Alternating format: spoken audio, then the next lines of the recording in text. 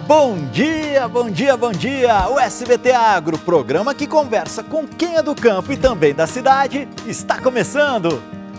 E eu te convido para conferir os destaques de hoje. Colher o café verde para aproveitar o preço em alta é um bom negócio? Especialistas alertam sobre o perigo dessa antecipação. Ele colhendo agora, a tendência é ele estragar mais ainda a planta. Dúvida no cultivo de pés de azeitona? Vamos te orientar como ter uma boa produção das oliveiras. A oliveira é uma planta muito rústica, então ela suporta muito bem temperaturas muito baixas, ela gosta do frio. Quer ter uma horta? Tem dicas para iniciar ou melhorar a colheita de hortaliças. Vai desde a escolha da variedade para a época certa, passando pelo controle de pragas, a irrigação, o adubo correto e escolhendo também a variedade adequada a cada época de plantio. E vamos no embalo da catira, música e dança, o folclore caipira brasileiro preservado num projeto no interior de São Paulo. Catira é uma manifestação folclórica que faz parte da nossa cultura caipira. Essa é a batida da catira, é o ritmo do SBT Agro de hoje.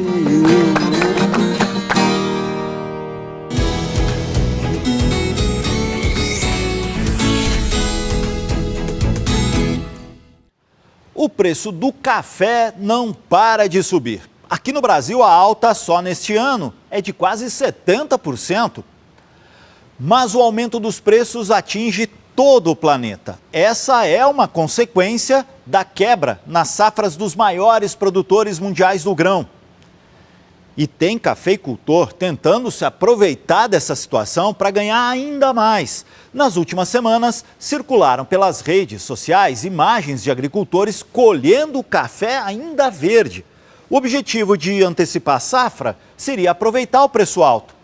O problema é que isso, ao contrário de lucro, pode dar prejuízo ao produtor.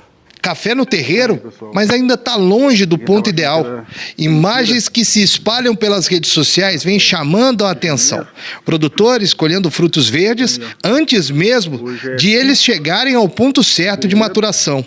Uma escolha que pode trazer problemas. De acordo com a pesquisadora da Epamig de Três Pontas, a pressa pode ter efeitos negativos. Quem se antecipa retira o fruto quando ele ainda não granou, ou seja, não se desenvolveu por completo. E isso significa um café mais leve, com mais defeitos e menos qualidade na xícara. O produtor tende a ficar ansioso, para este momento, mas é importante ter cautela. Não é o momento da colheita, os frutos ainda estão verdes e a colheita desses frutos verdes, ela vai resultar em várias perdas, como perda na qualidade, frutos com maior número de defeitos. Se o grão não estiver granado, ele também terá perda no rendimento, além dele ter que exercer uma força de desprendimento muito maior para retirar o fruto da planta. Colher os frutos verdes para aproveitar o preço da saca do café pode ser um tiro que irá sair pela culatra. Ele colhendo agora, a tendência é ele estragar mais ainda a planta. Ele tem que fazer uma colheita com cuidado para ele estragar o menos possível esse ramo que está crescendo, que vai ser a produção da próxima safra. Especialistas da Epamig, eles orientam que o produtor deve olhar a realidade da lavoura dele e colher quando o café estiver mais maduro, para não perder dinheiro.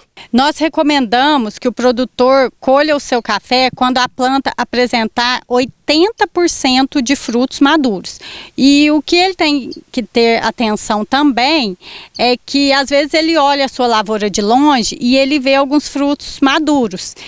E esse fruto ele está maduro porque ele está com o fungo cercóspora que é comum acontecer nessa época. E essa doença, ela tende a acelerar a maturação. A colheita ainda não começou e nesse momento a melhor decisão é manter os tratos culturais, garantindo que a safra chegue com o máximo de qualidade e produtividade. Ainda temos e devemos fazer adubações, pulverizações foliares. O momento agora ainda são os tratos culturais. O cafeicultor que colhe o café verde pode até achar que vai ter alguma vantagem financeira imediata, mas na realidade, lá na frente, ele pode ter mesmo prejuízo, com muito mais gastos para recuperar a lavoura.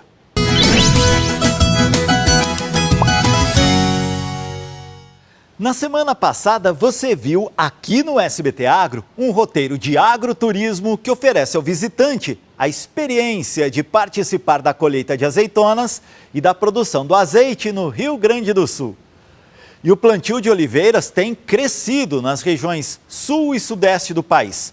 E o José Alves da Silva, de Toledo, no Paraná, tem uma oliveira no quintal de casa, mas está com problemas.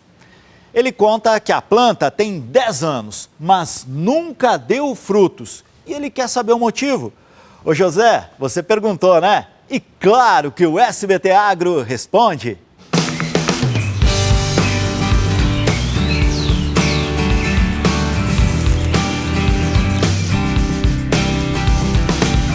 São Luís do Purunã é um distrito do município de Balsa Nova, a 50 quilômetros da capital paranaense, Curitiba.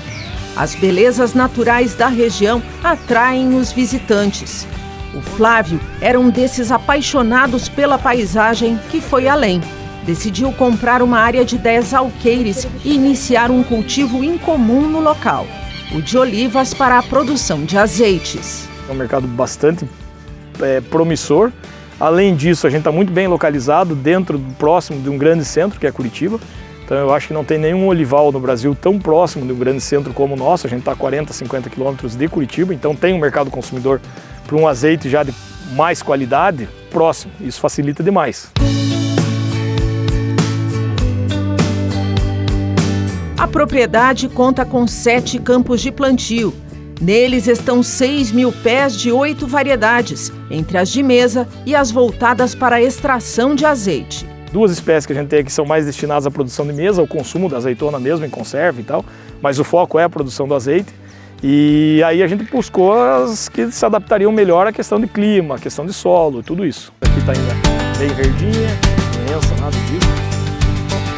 As oliveiras levam entre 5 e 6 anos para começar a produzir. E essa produção pode se estender por décadas.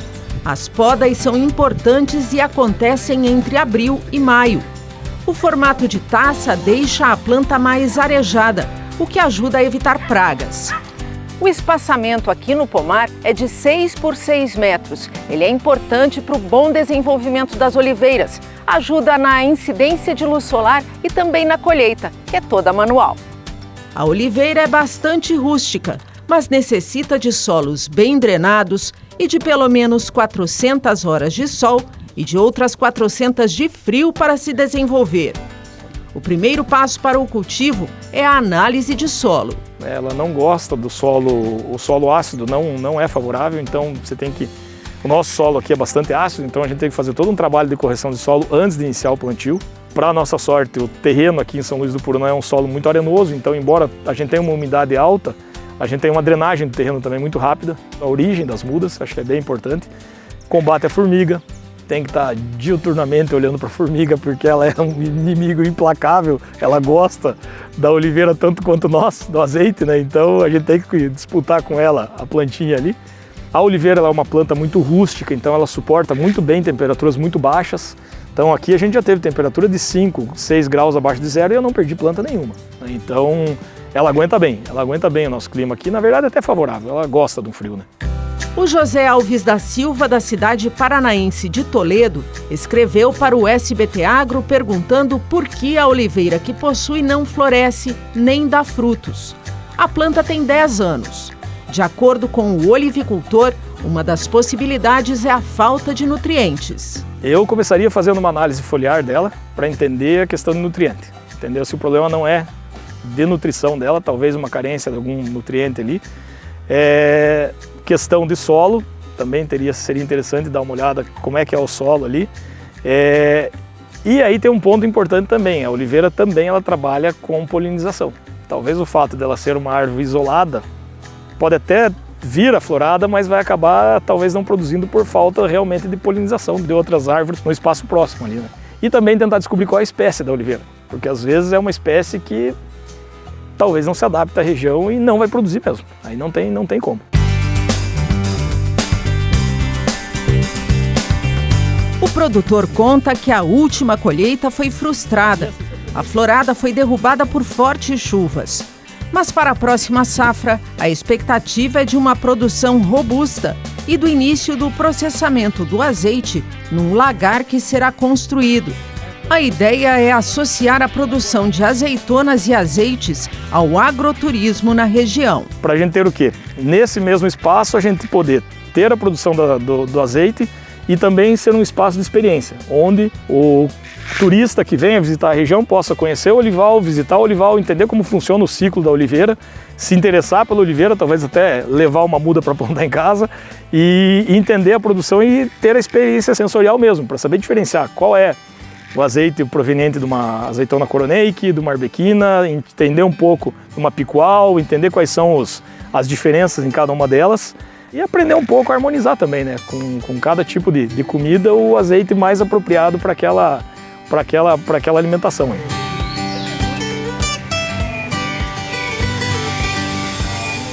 E recentemente foi criada a Associação dos Olivicultores do Paraná, a Olivapar, para fomentar a produção e desenvolver rotas de turismo rural que envolvam o cultivo.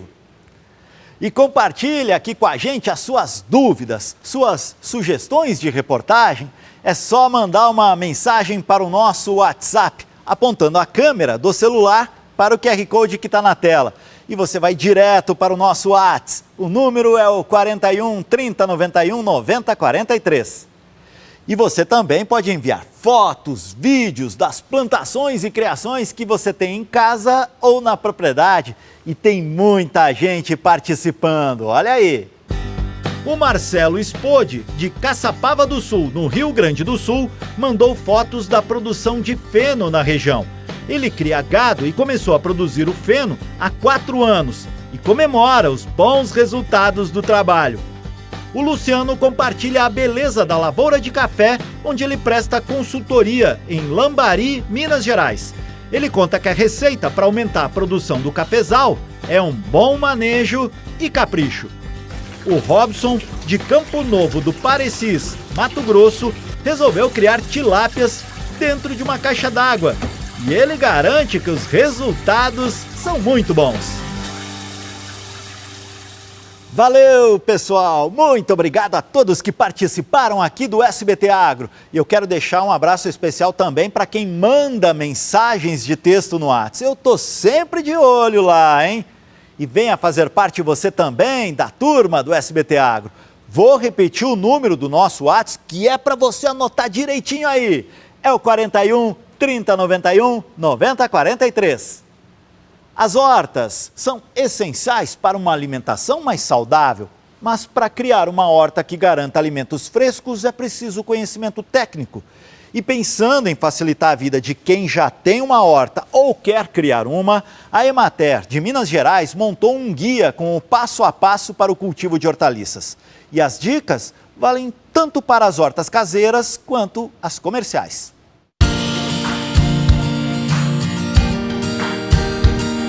Sebastião é agricultor familiar e cultiva hortaliças há 5 anos.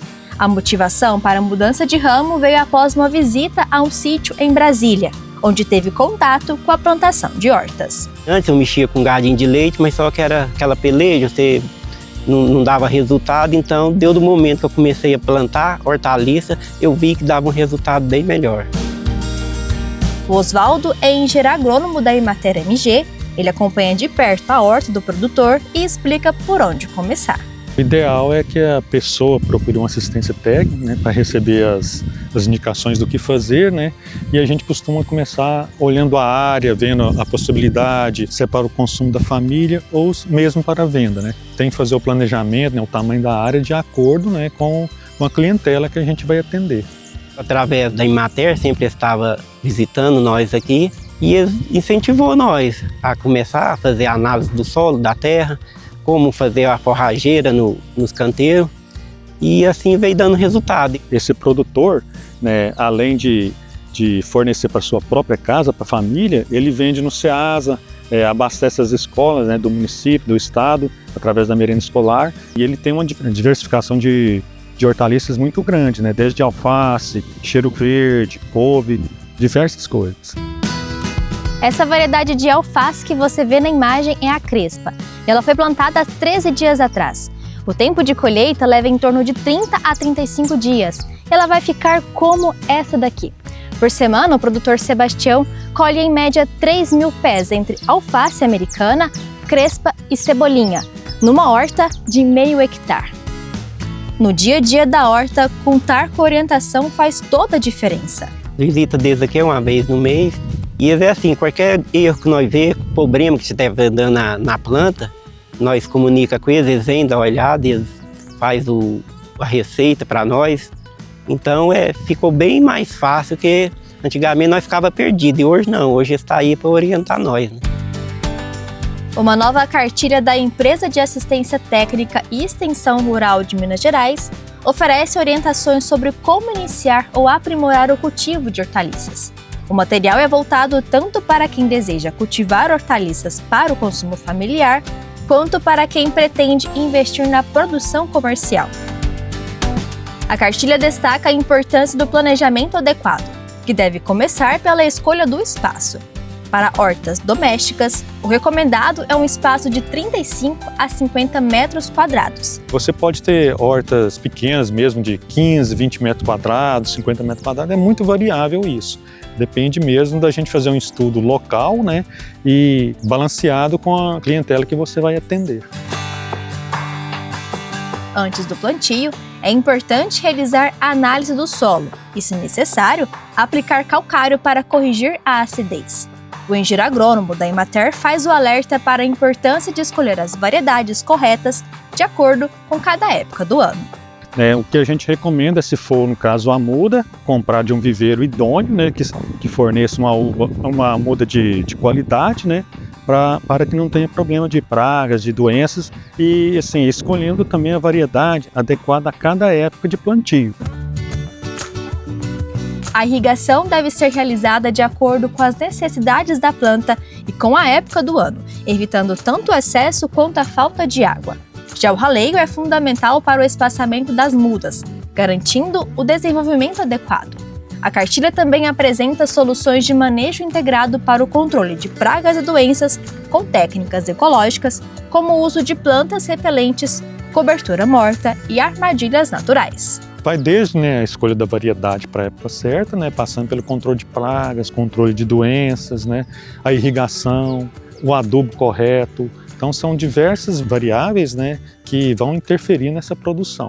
Nessa própria livraria virtual da Emater tem uma cartilha que é só sobre receitas alternativas para controle de pragas e doenças, que ele pode estar acessando também.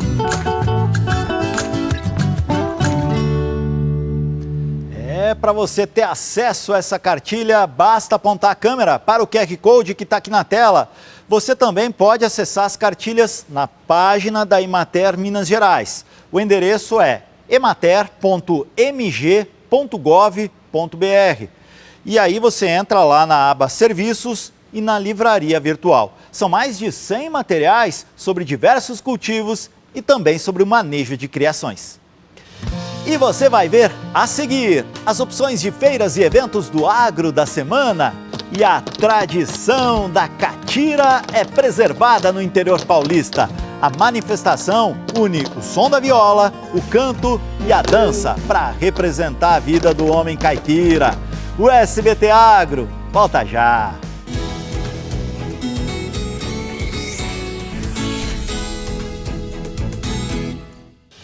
Estamos de volta e vamos saber quais os eventos e as feiras que vão movimentar o agronegócio brasileiro durante a semana. Veja na nossa agenda.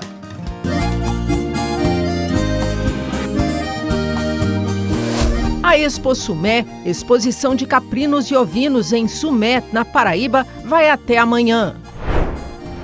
A tecnologia terá destaque na FEMEC Agro, que acontece de segunda a sexta em Uberlândia, Minas Gerais. A Expo Coité será realizada em Conceição do Coité, na Bahia, de segunda a domingo. A feira FETEC Agro vai de quarta a sexta em São Sebastião do Paraíso, Minas Gerais. De sexta a domingo, Alegrete, no Rio Grande do Sul, recebe o Festival Estadual da Linguiça Campeira. A Expo Campus será realizada em Campos Novos, Santa Catarina, de sexta a domingo. E a Expo Londrina começa na sexta e segue até 13 de abril. Nós vamos conhecer agora um projeto que resgata parte de uma tradição de mais de 150 anos. Você já ouviu falar da catira, também chamada de cateretê? É uma dança popular típica da cultura caipira. As origens desta manifestação cultural começam lá nos tempos em que o Brasil ainda era uma colônia de Portugal. Em Araçatuba, no interior paulista, um projeto com estudantes ajuda a manter viva essa tradição. Poucas representações artísticas traduzem tão bem a alma do homem sertanejo. A catira é a dança mais antiga, surgida na época do Brasil colônia. Uma mescla de influências da cultura indígena, africana e europeia, que resultou num ritmo cadenciado por batidas de pés e mãos sobre um tablado. Catira é uma manifestação folclórica que faz parte da nossa cultura caipira. Então, primeiramente, o que são os caipiras? Muita gente tem essa dificuldade. Caipiras são todas as pessoas que moram no interior. Quando a gente dança catira, quando a gente fala em catira, a gente está falando um pouquinho da nossa história e da história dos nossos antepassados. Para manter essa cultura viva em meio a um mundo que parece não valorizar tanto o passado, a Fernanda, que é referência em catira no Brasil, resolveu agir, convidando alunos de escolas públicas para mergulharem na tradição caipira em um projeto. E para surpresa dela, muitos estudantes aderiram à ideia. O projeto Folclorear existe há 10 anos e ensina a crianças, jovens e adultos a arte da catira, promovendo apresentações em escolas, feiras e em eventos. Este ano, alunos de 6 escolas municipais de Araçatuba participam. E quem aceita conhecer o universo da catira não se arrepende. É o caso do Miguel e do Guilherme, de 16 anos, e da Bianca, de 14. Mesmo tão jovens, eles já são catireiros experientes. De início eu não sabia muito o que era, eu não conhecia, não tinha contato com essa dança. E aí eu entrei, tive coragem de entrar porque eu não sabia o que era. E me interessei e até hoje estou na catira. Hoje tenho um pouco mais de experiência na dança e tenho orgulho disso. É muito legal porque a gente tem contato com pessoas que conhecem a catira e que admiram de verdade a gente, as pessoas vendo. É realmente muito legal as pessoas admirarem o nosso trabalho ali em cima dos palcos. Eu tenho um pouco mais tempo que os meninos. Eu fui também para Tupã, por exemplo, mas fui também para Presidente Prudente, São José dos Campos, Olímpia. Na maioria das apresentações participei. Eu sou encantado pela catira e por essa tradição. O que orienta os dançarinos nas apresentações é a harmonia do som da viola. É um batido da viola e empunhando intercalando com pé e mãos, né? É uma sincronia, né? Um juntamento, no caso, viola e pé e mão, que é o catira. Quando nós tiver vida, a gente vai levar essa bandeira aí. Nos pés jovens dos novos catireiros e na experiência de quem se dedica a passar as tradições adiante, a tradição brasileira permanece viva. Só de falar em catira, o meu coração já bate mais forte. Não é fácil a gente ter como missão fomentar uma cultura tradicional. Não é todo mundo que entende. E, para mim, é muito satisfatório quando eu começo num ambiente de resistência e termino num ambiente de resultados positivos. Tradição também acompanha a nossa evolução.